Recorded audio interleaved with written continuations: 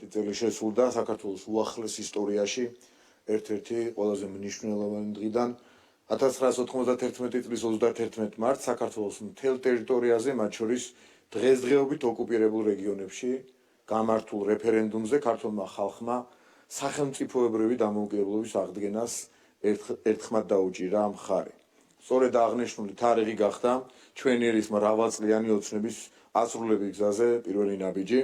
ქართულმა ხალხმა გადაწყვიტა, რომ თავისუფალი და სუვერენული სახელმწიფო მხოლოდ თავად ყოველგვარი საგარეო მითითებების გარეშე აეშენებინა. ამამად და სიამაყით შეგვიძლია ვთქვათ, რომ საქართველომ დამოუკიდებლობის იმ ხარისხს მიაღწია, რომელიც არასდროს ჰქონია. ვამაყობთ ამით, რომ მტკიცე უარი ვთქვით გარედან თავს მოხვეულ მითითებებზე. სხვისი კარნახით ქვეყნის მართვაზე და მიგვაჩნია, რომ ეს არის ჩვენი ქვეყნის კულტურის, იდენტობის, დემოგრაფიის, მამულის, ენისა და სარწმუნოების გადარჩენის ერთადერთი სწორი გზა.